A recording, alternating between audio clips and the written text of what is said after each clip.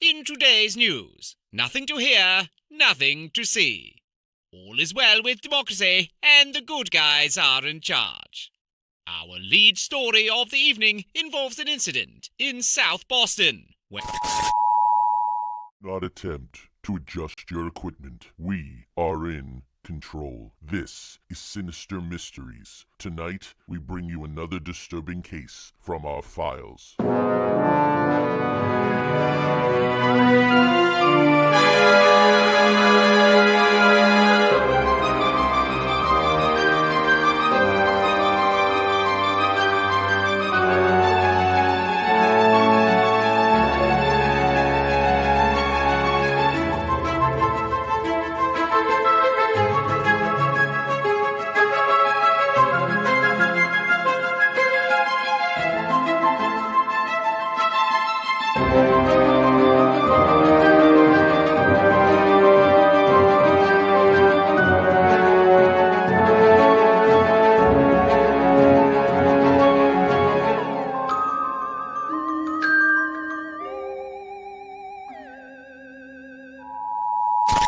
Enjoy the rest of the broadcast.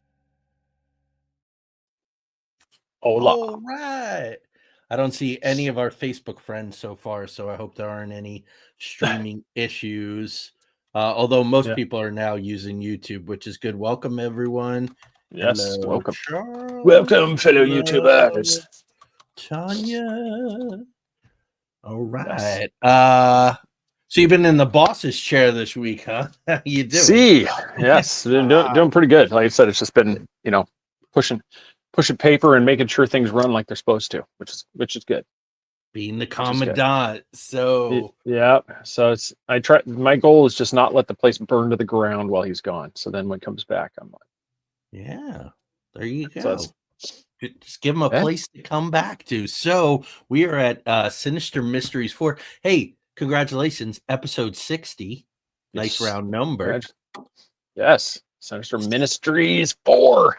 Sinister Ministries. We're kicking off these Sinister Mysteries now because we're not doing them every other week. We're doing them in bunches, which is good. And we have a bunch more coming up that are exciting, weird, kooky, odd, and interesting vice president picks next week.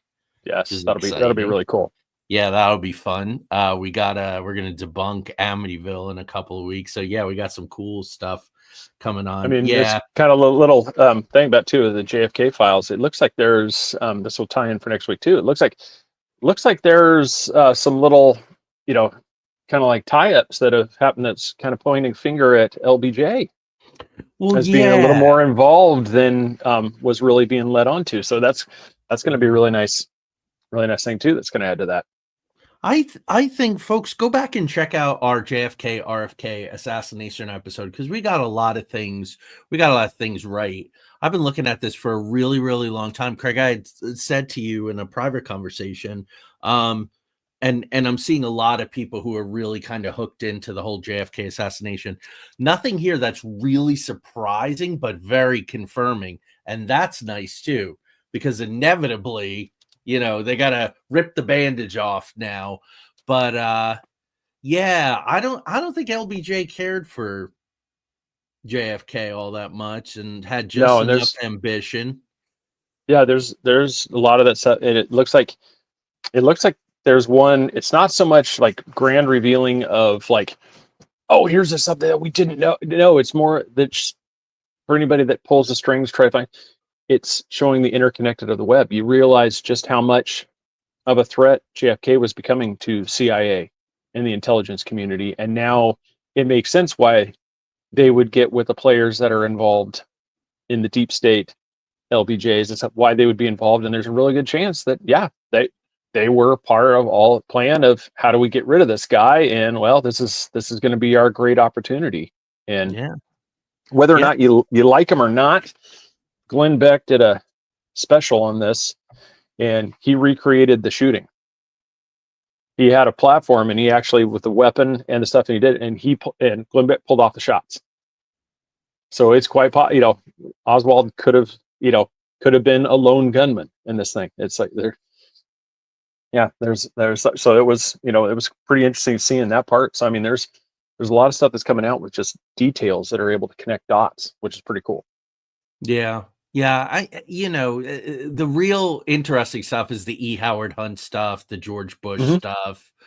There are copies of memos that have been floating around for a while in the JFK assassination community that I brought up, where they talk about wet weather. That's code for an assassination. They borrowed that from Russia. Wow. Look, he and I know we covered all of this and we got some ground to cover tonight, but he fired the head of the CIA, Alan Dulles and his brother John Forster Dulles, who was a former Secretary of State, were primary board members in the United Fruit Company that controlled all of Central America. There's that whole Cuban mess, everything you and I have covered that wound up the culmination of Condor and all. And they screwed up the Bay of Pigs so badly that he fired him, and he fired his deputy assistant director of the CIA, whose last name was Cabell. His brother was the mayor of Dallas the day that JFK was taken down. It's all right there. The arrogance is so right there. Craig, I also too kind of surprised. It's the 33rd parallel, and I really do subscribe to the theory that it was the ritual killing of the king, and that the three hobos are Jubello, and Jubellum, and there's this. It's pretty cool. I said how things went to shit after he died. Right, I think the ritual kind of works. So yeah, we might have to revisit that. We'll keep going. Oswald was definitely a disposable patsy.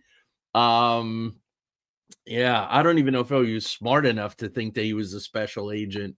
But anyway, don't trust the Conjuring movies. Yeah, I'm with you. But that's Blum, but Blumhouse is making entertainment, so. But anyway, let's see. So we're going to start with the, which I guess you could call the American family, but the Manson family was also called the family. The Process, which was the satanic cult in California, Greg, was also called the family. Everybody's the family. The mob calls it La Familia. But anyway, this is the family, otherwise known as the Fellowship Foundation, which was founded in 1935 by a Methodist minister whose name was Abraham Verida. And he founded it in Seattle. And the idea was to bring influential, non-denominational Christian political and business leaders together. These always start so innocent with intentions. Like, who could argue with that, right? They emphasize the power of Jesus's teachings. That's fine. Power of spiritual connection, all good. Presented itself as non-denominational, but its focus was really conservative evangelical values, which, there you go. The philosophy was Jesus plus nothing. Jesus is all you need. Jesus is behind the wheel, a direct relationship with Jesus over traditional church structures. So that means nada on the Catholics for sure, because they're the king of mediators. You know what I mean? And personal morality and accountability, which, hey, amongst business leaders and political leaders, personal morality, that's a good thing. Verida goes away in the 60s, and he's succeeded by a dude named Douglas Coe, who kept a very low profile, took it in a new direction, and really set out to expand global reach. He decentralized leadership. So basically, senior members of the group could go out and focus on one-to-one mentorship among the elites.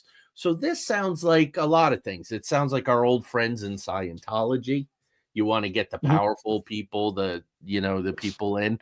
And that's kind of where, it really, real quick, that's where some of the controversy comes in here, is because there's no real oversight of this thing. And so you're sending these people out. And so it's almost like agents that are going out and disseminating into these things with nobody really to answer to, except for the head, the patriarch of this thing. And that's where it seemed, the real nefarious side, because then without any, like if you have like a set corporate structure or something, you have the rules. You go, this could simply just be, decide, I want you to do this. And you have all these people doing different agenda things, and there's no way to know who's doing what. That's where a lot of, like, when I found, that's where a lot of controversies came into this part. And that's, as you're going into, like, with Eisenhower and. Yeah, because I was going to say Ike, Nixon, Reagan were all very connected.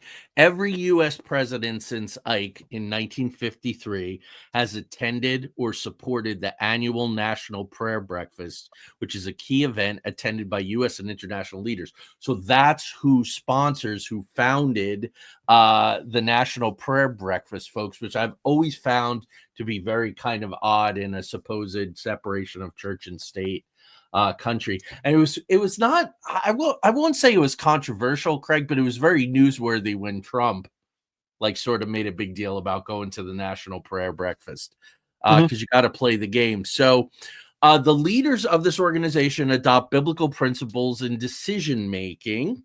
So again, God is my co-pilot, God is my guide, let go and let God. But they avoid public advocacy on controversial issues. So again, the more, like, Co is really smart. Okay, if I step into the shadows and send out my guys with this message of Jesus and personal morality, then I can get a lot done. And that's so they don't get it very loud. Like, you don't hear, they're not like the think tanks. They're not the Heritage Foundation or anything like that, speaking very loudly. They do advocate for free market capitalism, which is very odd when it's just Jesus and Jesus was in the temple screaming about the money changers. I don't quite know how you reconcile that. Opposed to women's and LGBTQ rights. And that's where it kind of falls into some of the thing too about the subsidized housing too, because where it's like, how do you can say, okay, I'm not part of this organization, I'm not right there, but yet you're getting a benefit from it. So this would be like any kind of lobbyist. This is a Christian lobby group that is giving subsidized housing. Nobody would be fine if Pfizer had an apartment complex and was putting members of Congress or the Senate in this housing and was paying for their housing. Everybody would be like, whoa, no, they'd be calling it out. Well, this one, it's the same thing. There's not really a huge outcry when one of these members of the Congress is doing this thing too. It's the same thing. It's a kickback. It's a kickback for ensuring that their agenda is brought forth, as often as as often as needed, but it's, as often as it's needed. And the hits that the family have taken has been because of the C Street house. So I got a couple more things before we get there. Former members say that it's cult-like, but emphasizing loyalty and its mission over personal beliefs or ethical concerns. So you're expected to be all in. Like with any kind of cult or heavy organization, you're supposed to be all in. A main thing that they have for training and events is called the Cedars. Is in a secluded estate in Arlington, Virginia, very, very close to the action. Of course, that's central for them. Young, ambitious staffers and aides attend private prayer meetings, luncheons, and Bible studies. So you're getting the younger guys, the guys who are sort of, Craig, they're sort of an analog of, like, say, sergeants in the military that keep things running day to day. These young aides who, want to go on and do other things. These staffers, they like the power. They have internships, fellowships, and other opportunities for these young staffers to engage with senior political and business leaders. So they go out to the elite. They recruit the boys in the bubble.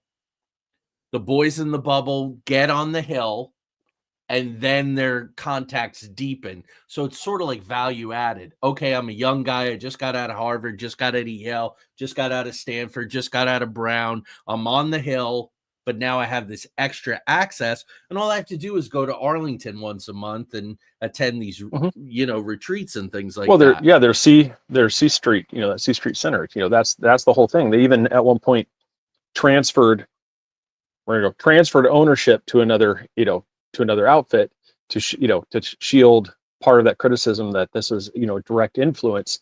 Well, nobody's buying it because you can easily tie the new entity right to them.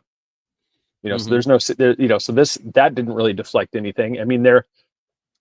One of the biggest things too is you pretty much are shielding yourself in. This is kind of where the Sinister Ministry comes in.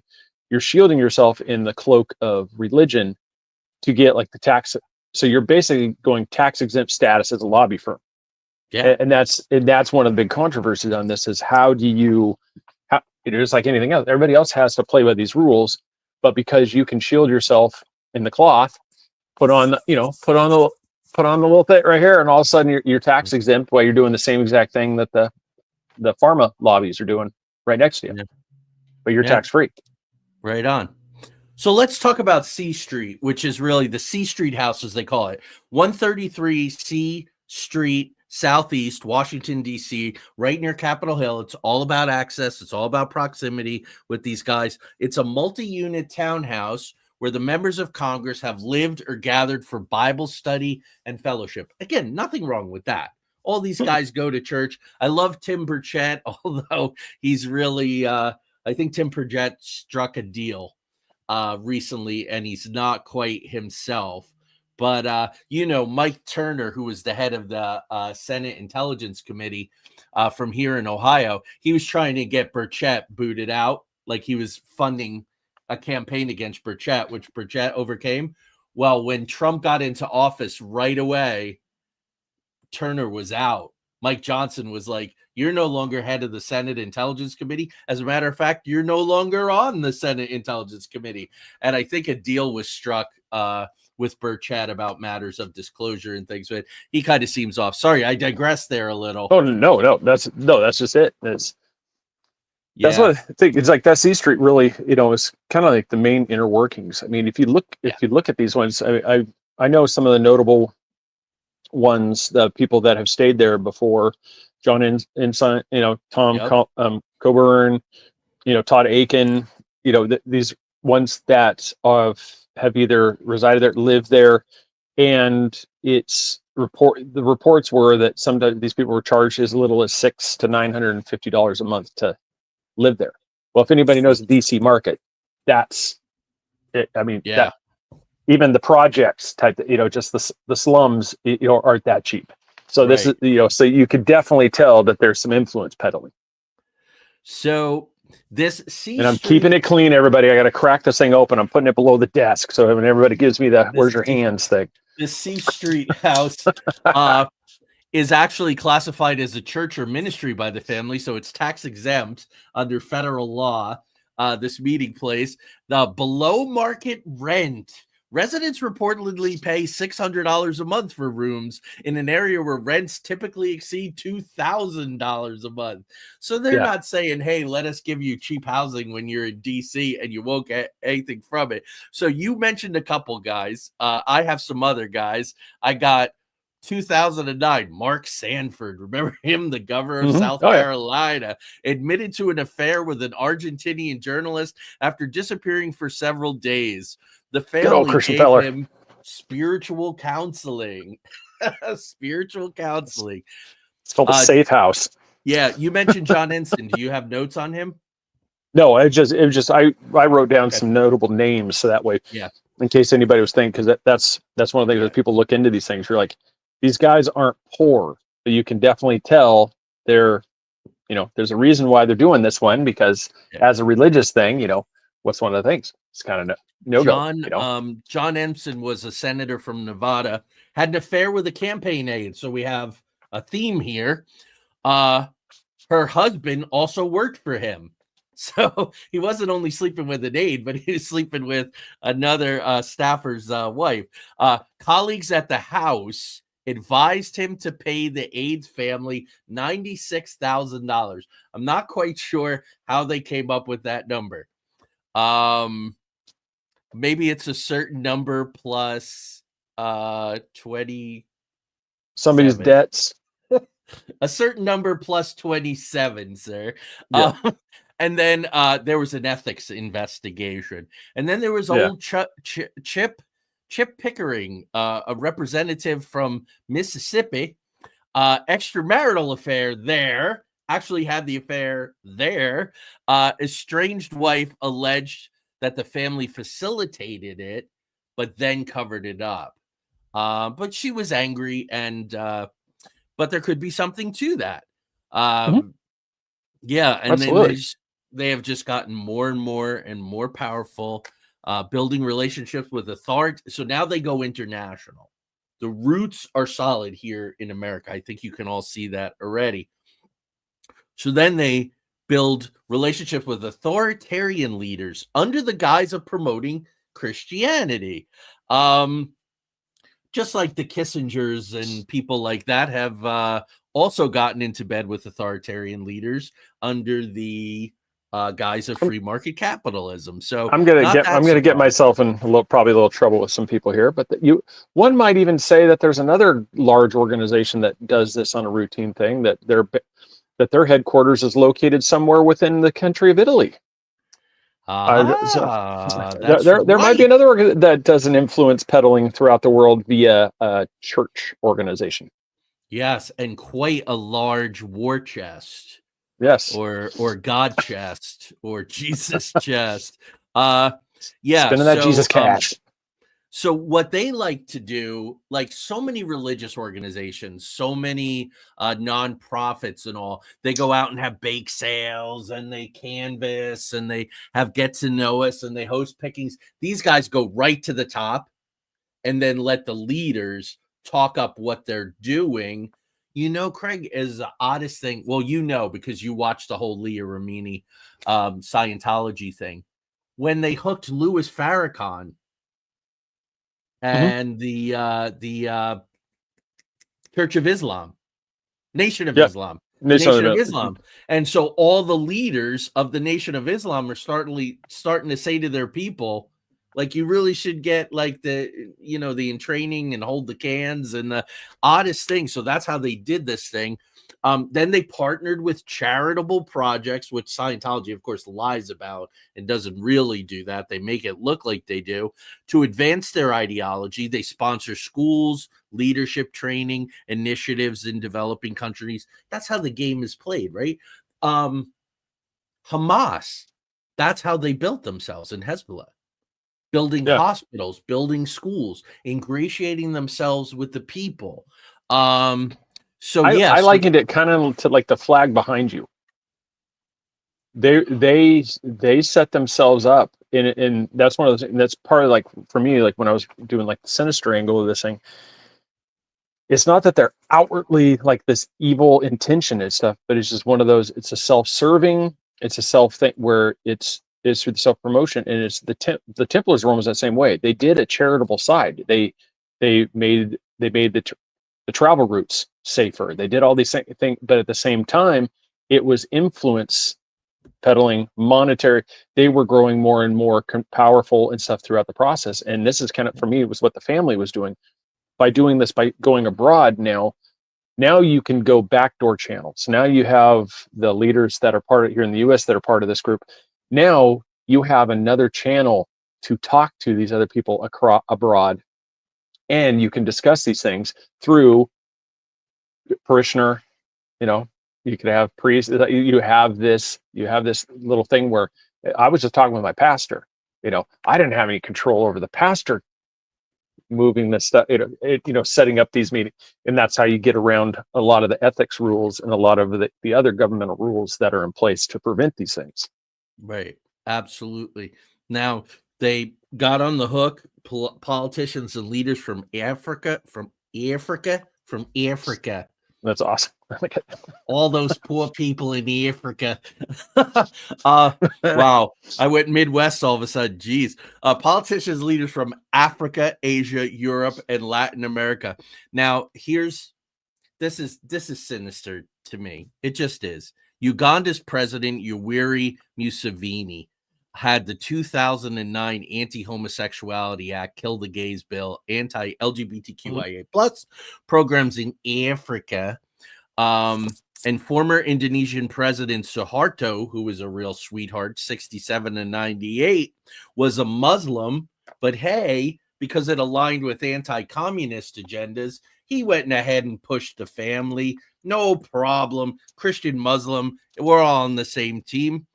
And Craig, how you've been really hammering home that really this back channeling for diplomacy. Again, it's non-elected people with a lot of access who then go out and back. Okay, maybe I shouldn't. I'm not going to say backdoor, but go behind the scenes. Go behind Everybody the knows what you mean. scenes to Africa and other places.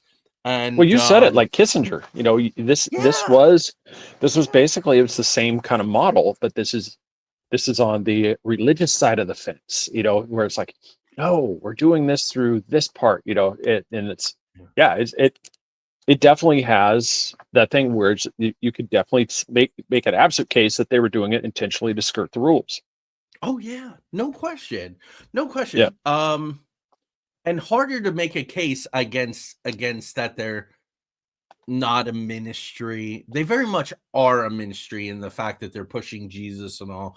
Scientology is just beyond me. That was just bullying and blackmail, and this is. But folks, the if you epitome want of making money off of a religion. which isn't a religion though. Yeah, it has nothing to do with religion. I mean, it's horrific. But anyway, that's my end for the family. If you're interested in more, you could check out Jeff Shartlett's book, The Family, The Secret Fundamentalism at the Heart of American Power. He lived with them and then broke and wrote an expose. I think it was Netflix. Was it Netflix that had the 2019? document? Yeah, right on. That's how I first found out about him. That was some. Yeah, I was going to say Hulu, but I was like, I'm pretty sure it was Netflix. Is what you know. Oh yeah, Netflix always brings it, man. And you have anything to close out the family before we move on to the uber weird? Yeah, they were pretty much. This is where it gets into, you know, like I said, we pretty much summed it up. It's like you have one where it started out as, I mean, you can make the case they started out with the best of intentions. We're a religious group, you know, that really wants to make sure that God is not lost within politics. But then, just like anything that goes to DC, it gets, you know, bastardized, becomes corrupted by the power. You know, if I just do this, then I can do this, and then you're hooked. Then you're part of the process. Yeah, and when you have this existing thing, and you have a really ambitious guy come in like David Coe or a David Miscavige, who's on a whole nother level, and really Hubbard set the bar so high. But yeah, so let's talk about a proper UFO cult. This is good. And now did you say you didn't know anything about this before I brought it up? No, it's the one we're doing in a couple weeks. Timber Sycamore I still know nothing about. Oh, okay. No, Rael, which is the proper pronunciation. Although we want to say Rael, right? Yeah, Rael. It's Rael, how they pronounce it in French. No, I watched the documentary, the Netflix documentary, which I think was just last year. Yeah, 2024, The Alien Prophet. And it was shocking. Tanya and I were watching it. Kings of Tupelo is at the top of my list of the weirdest ass Netflix documentary I've ever watched ever. If you guys haven't seen Kings of Tupelo, you got to watch that. Elvis impersonators and every other CIA rogue agents, and have you seen that, Kings of Tupelo? I've seen part of it. Like I said, I haven't been able to. It's nuts. I need to finish it last week. But anyway, yeah. So the Raelians, founded in 1974 by Claude Villeron. I want to preface so much of what we're about to talk about for the rest of the show by saying that this guy did pull some legitimate things. So there was an interesting conversation happening in the chat room between two people, difference of opinion that I think was a little bit of a misunderstanding because the one thing didn't really have to do with the other thing. But some of the things that he pulls from are legit. I've lived them. I've studied them. So I just want to say that. So founded in 1974 by Claude Villeron, had a supposed ET encounter in December 1973 with beings called the Elohim. Now, as an experiencer, as someone who knows many, many experiencers. One who like is currently visited all the time, and there have been witnesses because when she stays at people's houses, there weird things go on in her bedroom in the middle of the night. But the Elohim, right? We've had Craig between us, we've had Michael Carter, we've had Ken Gusward, we've had Wallace Wagner, and all these guys talk about the Elohim as being ETs, off-world intelligences who came to Earth at a certain point, right? There's this really interesting conversation going on about what's beneath the pyramids. This wild stuff, man. So anyway, I don't want to the delve onto it. Elohim, We'll have to talk about that at some point too, by the way. which thing? Oh, The pyramids, the new things. Yeah, let's see how it develops, because right now everybody's yelling. Well, not tonight. Like I said, we'll do this at a later time. But yeah, we'll have to discuss that one. Yeah, I want to see it. I want to see it develop a little more, and then maybe we can, because I've been studying. The pyramids as energy plants seems to make a lot of sense, and the Nile flowed right past them, so you had a water source to convert to energy, and we could do that. I have some great stories that I've collected from people about who have spent time in the periods, like at night in the King and Queen's chamber and stuff. So we could definitely do that, dude. That'd be awesome. I guess that would be a Into the Outer Realms episode, which would be good. So anyway, so the Elohim, legitimate. The theory is legitimate that they're non-human intelligence. We're good there. People do have ET encounters. So again, just like somebody who behaves really, really badly and happens to have autism doesn't mean everybody with autism behaves badly. I'm trying to not have people lose their minds in the chat room tonight. So this guy is pulling from very legitimate stuff and warping it. Okay. Yeah, it's like the image right here below us.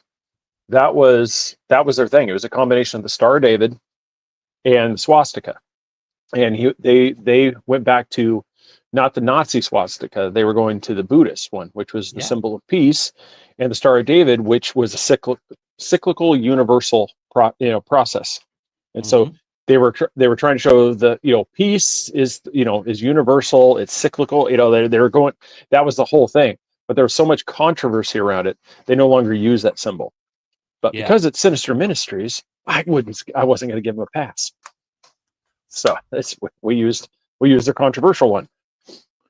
Yeah, no, not at all. Star of David, right. Yep. But the Star of David is really kind of interesting. It's really two interlocking triangles.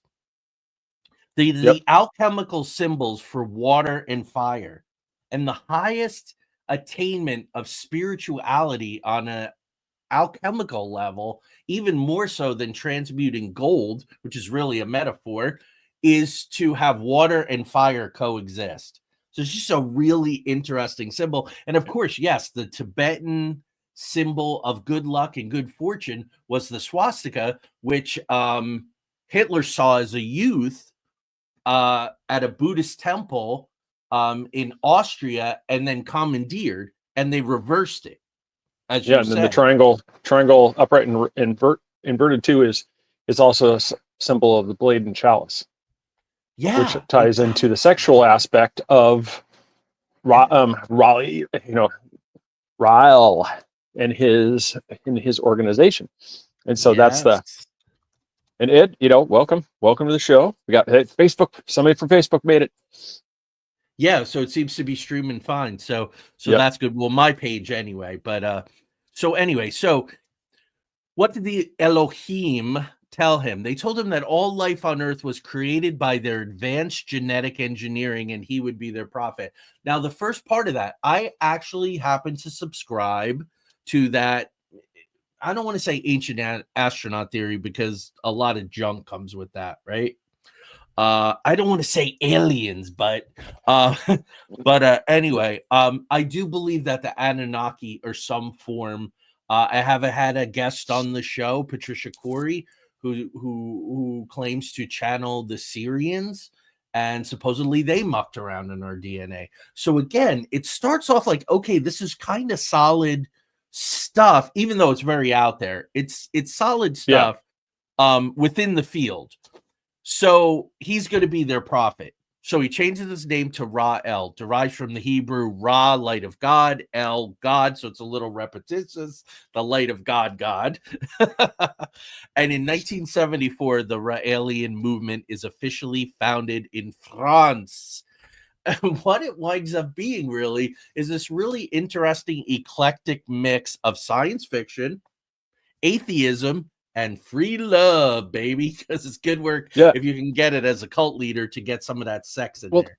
And this is one of the things, like, best I can see, like, things they claim to have about 85,000 members worldwide as part of this one. But as we go through this, even though as we talk about this, when people, you're gonna say, I'm actually amazed it's as small as it is, because the way between UFO groups, I mean, everything else, this one, I think out of all the cults that we've done, this is the one where I could see more people being willing to go for, because there's no giving up your entire lifestyle. There's no give everything to me, give everything. There's nothing like this aspect of it. This is literally, you could go to a UFO group that believes in something, and half these members would easily qualify to consider themselves, what is it, Raelists? Is that how you'd say, Yeah, I guess they're Raelians in the Raelians? American pronunciation, but I also think Raelian is how Americans would say it, and we're in America, so America. Yeah, so you could see it because, like you just said, it's touching on everything. The Elohim. I mean, you could see this hits on biblical names. This is secular. The Anunnaki. This hits on all the ancient. I mean, ancient aliens show from history might as well just be some of the promotional material for this group, because this is the stuff they believe in. Everything genetically engineered. The ancient astronauts came down and they've created. I mean, this is what they believe. Yeah. Now, then, like I said, this is where, as we go, we'll get into the little weirder thing. I mean, that doesn't mean I believe in aliens. That suddenly off come the clothes. Let's do it. Yeah. Yeah. Which seems but where all cults go. You got to sleep with the Holy Father in order to make it to salvation, baby. So you want to stake your claim. You want to build your, membership. So you got to do a little PR. And sometimes that means beating up on your competition. So mainstream religions have distorted human history and suppressed the truth of our alien creators. Well, again, Craig, I happen to agree. So if I was listening to a Raelian, like over coffee that I met at the local coffee house or something, and they said, hey, you're wearing a alien t-shirt or something, I'd love to talk to you. I'd be like, okay, this is interesting. I buy this. Human cloning is the pathway to eternal life by transferring consciousness into new bodies.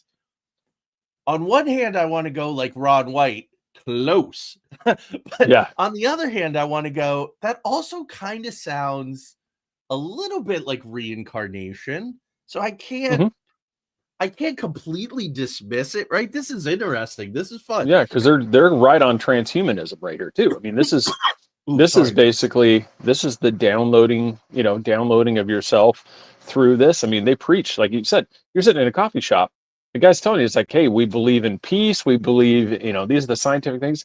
We think that the secret to bettering ourselves is through genetic engineering. Where have we been hearing this from? Everybody's working on these aspects, and that's and that's why I said I'm actually amazed that their numbers are as low as they are, because this is, I mean, like I said, what group you talked about, you haven't watched that hasn't hit on 80-90% of what they follow. Yep. So now we get into, well, let me hold on to that. Well, no. Okay. So what they say, not unlike Rasputin, there's just so many parts and pieces to all of this. Not unlike Rasputin and maybe not NVIDIA, Nexium, the Nexium guy, David Koresh, some of these other guys, sexual freedom and sensual meditation. That's interesting. I've meditated for a long time. Not sure what a sensual meditation is. And that's a way to collect with the Elohim.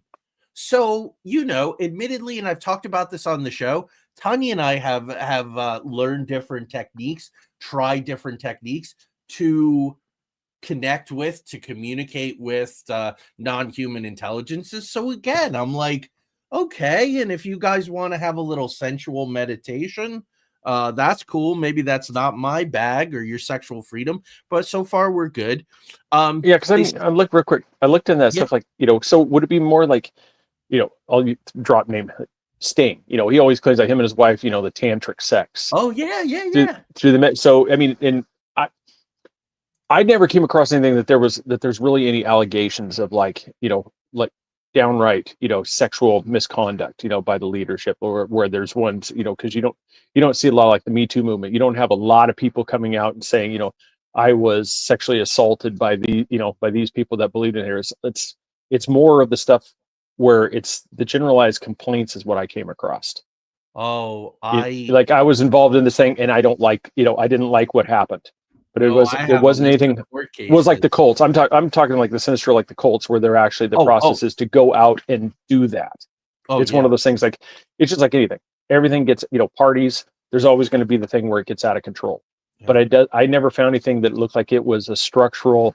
This was the intent from the beginning. Like this is what I plan to do all along. Talking about the Raelians. Yeah, like I said, I never really found. It's going to be interesting because I have almost the whole page. Yeah, because that's what I like. Because I never found, like I said, I never found some like the offset. I just found like your normal where it seemed to get things got out of control. Okay. Like your normal one. But I never found like this was the beginning. This is my way to sleep with all the women's. Is by doing this thing. It doesn't seem like NXIVM. Claude really, but. Yeah, look, like NXIVM, this is going to be interesting. Yeah, like branding all the women. I never saw anything like that. Oh no, the NXIVM. That's long-winded, but that's kind of what I was getting at. I never saw like that nefarious side of it. Right on. So we did an episode early on in Sinister Mysteries, fairly early on. We did an episode on Rasputin. You guys might want to check that out. Absolutely fascinating dude. Based a character in my first fantasy novel on Rasputin, a mad monk.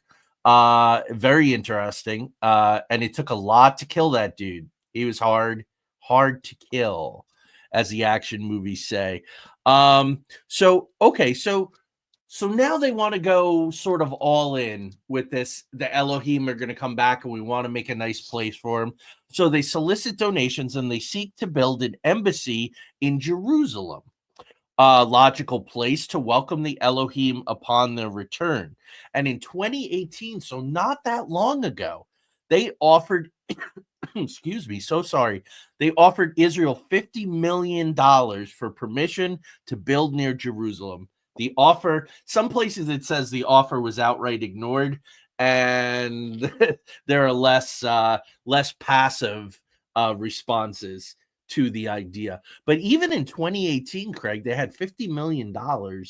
They do like to get wealthy people into the design plans included a domed structure with a landing pad for the Elohim spaceship. So you got to be prepared.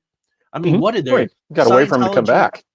Scientology has 10 houses decorated with place settings set out every night for when L. Ron Hubbard comes back. Just so odd.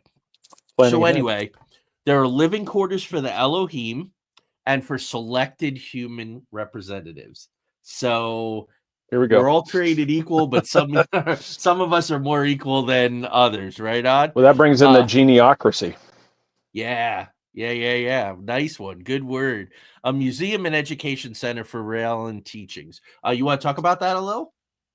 But the geniocracy? Yeah. Yeah, that's where because we're kind of into like the clonade thing as we're coming into this period is what they feel is, and this is kind of where it's almost like foreshadowing the symbol down here that they would just kind of, it's almost an irony that they picked that center symbol because they believe that there are those that are genetically superior over others. And those are the ones that are to be the masters of all the races. If everybody can, no, the hinting I'm putting here. So it's kind of almost, the irony is incredibly thick that that swastika would be the used symbol, and that they would end up with these thoughts of, because I have superior genetics, I get the special quarters over Eugenics. Because yeah, and and this is where some of the nefarious thing, comes in. And this way, I said, it's just like anything. They may have an innocent beginning, but things always seem to track. They didn't fall apart as things happen, and that's, I don't know. It's, for me, I think that especially with like the geneocracy, it just, especially the fact that they started really putting that as the governance, like those that were superior were the ones that were to govern. Yeah, and the rest, well, not superior. You were still useful. You were still going to be useful to Elohim and the creators when they arrived. But it's the the part of the geneocracy that is to determine which direction we go. Yeah, and that's how you end up with the angels in '98, right? Which has shades of we Sinister Mysteries 3. We did what's it called? Shino, not. Help me finish. That's that one. Yeah, the long. I'd have to look at the Japanese paperwork. one. Yeah, where it's that one where it's just like it's the 100,000 from Revelation. So who somewhere are the 100,000? A little competition is good though, right? Keeps everybody active and showing up. So here's where it gets dark. This is where they got outed. This is where probably their numbers aren't what they could be and all. They have been accused for decades of promoting pedophilia and inappropriate relationships with minors. Mm-hmm. And that's I'm going to clarify what I said earlier. See, this is what I think. That's what I was trying to say. It's like from the outset, they didn't start out this way. Like from the very beginning, it's like, and that's like you said. It was like they didn't promote it. They said it's like then it just started to track. It kind of went like the hippie movement, where it's like it's free love. We're going through this, and then the cult leader starts going kooky. That's kind of that's what it said. It's like for everybody that listens to the beginning, keep following along. You'll realize Craig wasn't often left field as it sounded. Right, because there are some documented statements by Rael endorsing child sexuality. Yeah. And then there were some links to the pro-pedophilia movement. So that's NAMBLA. That's where because like I said, it's one of those you can see. I think if people just go from the beginning, it's like you really have to do like what most people don't, dig into the things that they just like any other things. No, we don't do that anymore. That's those weird people that are over in that part that do that. Right. And they've never. I'm going to list 3 or 4 court cases right now, really, really quickly. And nothing came of any of them. So they were no member of Rael's group ever was convicted of the things, but there were a lot of cases. So 1992, French investigation of child grooming, no charges filed. 2001, also in France, claims of minor abuse, no legal consequences. 2003, Canadian child custody case involving claims of inappropriate sex-related teaching of minors. Nothing came of that. 2004 in Belgium. So this is multiple countries. You have France, you have Canada, you have Belgium, you have Brazil. Belgian authorities' investigation dropped due to lack of evidence, but the Belgians did say, we can't prove it, but you are a dangerous cult and you are banned from our country. And then 2005, so there hasn't been, they definitely backed way off of this. They finally kind of got it. I think they just buried it. Yeah. 2005 in Brazil, Raelian leaders were accused of sexually exploiting minors in a commune associated with the movement. Not fully prosecuted, but again, negative press, government scrutiny. So I think, Craig, probably some conversations were had, and do your business in quiet because it brings heat. We're trying to do something here. It's almost like the pre-scandals. It's like things got moved around to make these things go away. And because that's kind of, like I said, that was like what I was going there. I couldn't really find anything where there was an actual conviction, anything that was actual, and I think it's one of those that there was a lot of actions where somebody got it. I mean, you can go like to where it's they did something, but there wasn't enough proof to ever really prove it. And before anything could really go for it, you're like, okay, you need to kind of go to the background. And we're not going to see you anymore. Exactly. And when you're declaring that one of your core tenets is sexual freedom and sensual meditation, people are going to cross the line because you're all but erasing the line, Yes. which brings it into, and you're also drawing people who go, oh, wow, they're like a free and open society, and I have certain proclivities. Maybe I could have a home here. Yeah, so good. So we can, so let's, the last piece of this puzzle is really, really interesting.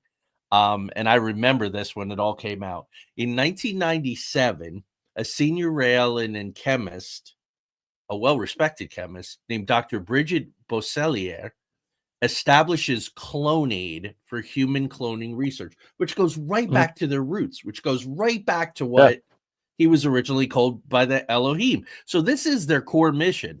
On December 26th, day after Christmas, December 26, 2002, the Eve cloning scandal erupts when Clonaid claims that on December 27th, with a big press conference in Hollywood, Florida, that they have cloned the first human whose name is Eve.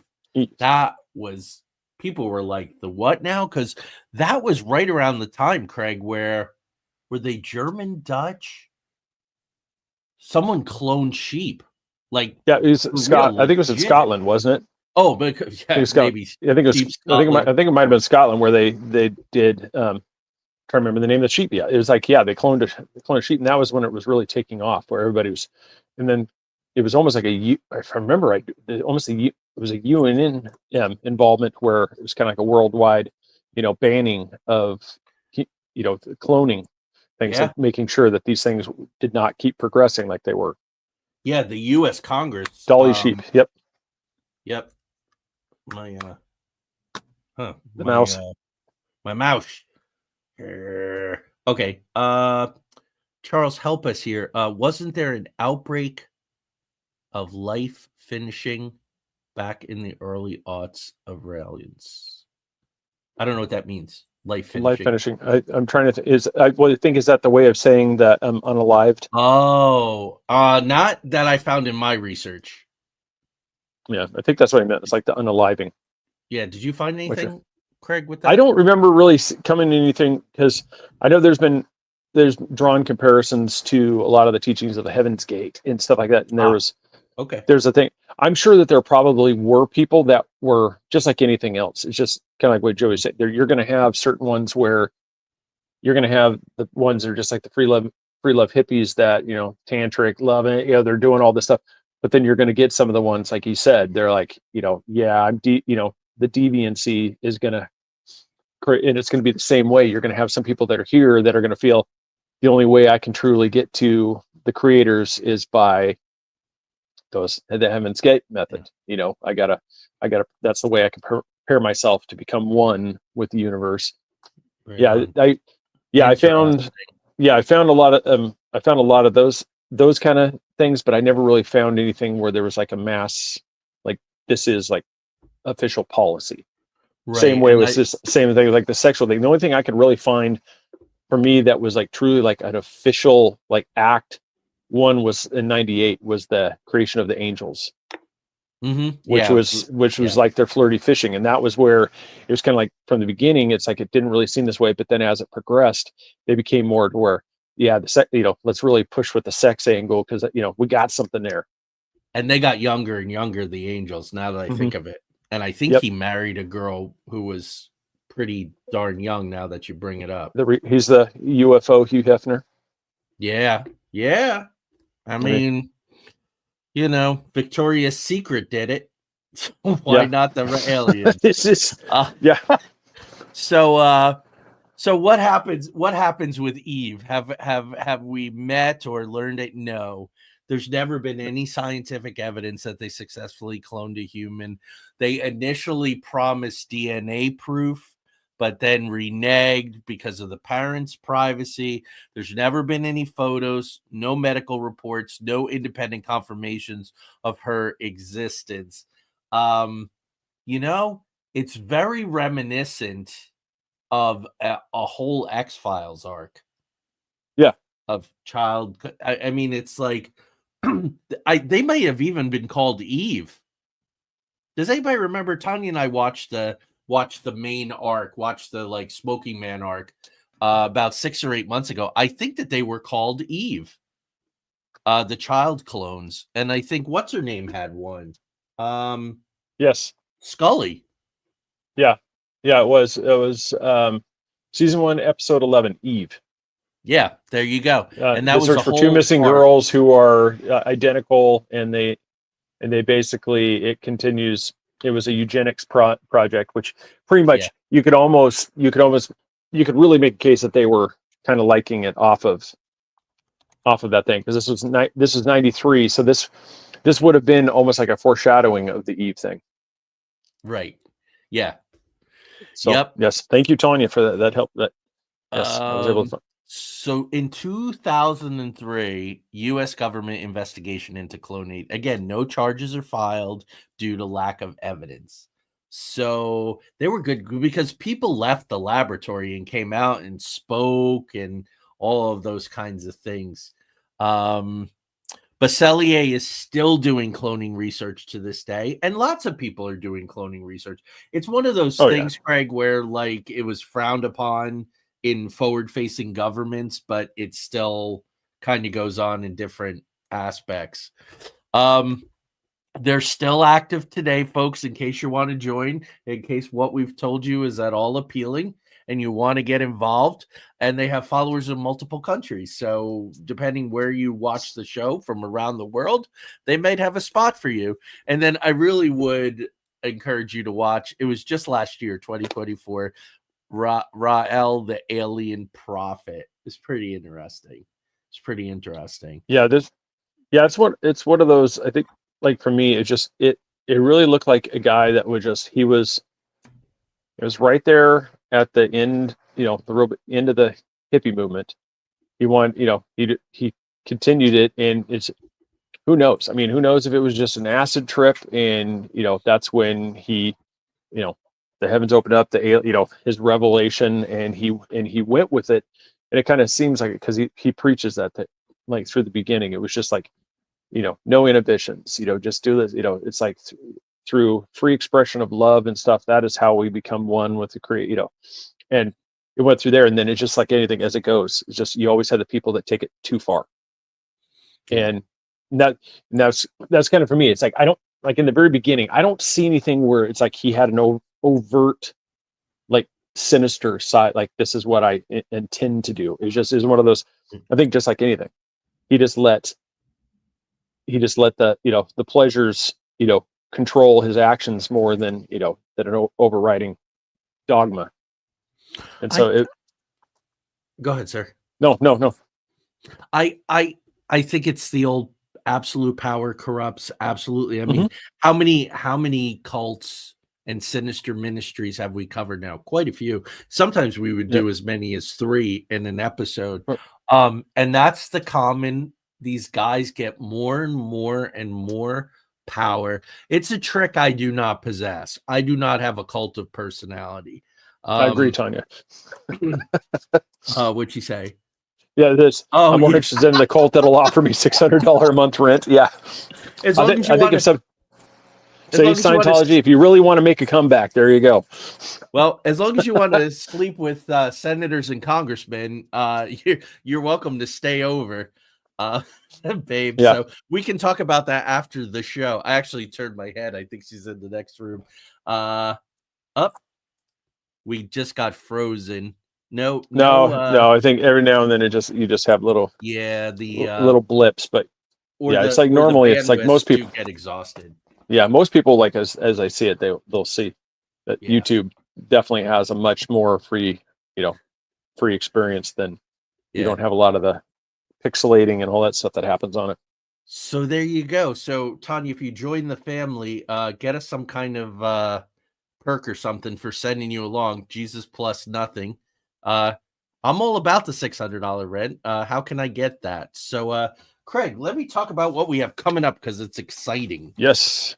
Odd and interesting VP picks. We'll also talk a little bit about how the VP thing, because it always wasn't the way that it was. Started out different, and it caused a big ruckus. April 14th is the Timber Sycamore, which I know nothing about. April 21st, the Amityville debunking. And then April 28th, folks, if you can only watch one show in April, I would watch the Butterfly Revolution because we're watching elements of it unfold in real time, especially with recent comments by Speaker Johnson about certain things. So this is interesting. It's sort of a companion piece to Project 2025 in a way. And if you see the templates, at least you can understand. If you see the playbook, which Craig and I got considerable pushback from certain quadrants for Project 2025.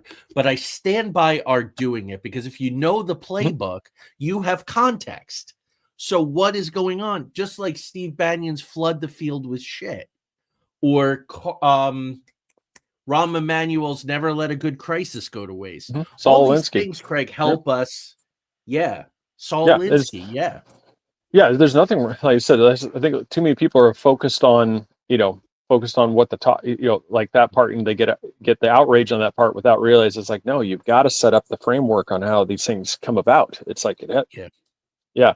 This isn't willy nilly. This is an operation with a capital O, right? Wouldn't you say? Yep. Regardless of where you sit politically, because at the I hate for us to get boiling water poured on us in the last 2 minutes of the show. No matter where you sit politically, simply saying that what is taking place it's not an F fest. It is an operation. And it's an operation that's been developed in the interim between DT1 and DT2. So anyway, that's that. So please tune in. Craig, what was the thing that we were talking about? Maybe in early May, I'm going to make a note. Maybe we'll do something on the pyramids for Into the Outer Realms because I don't want to lose that brand completely.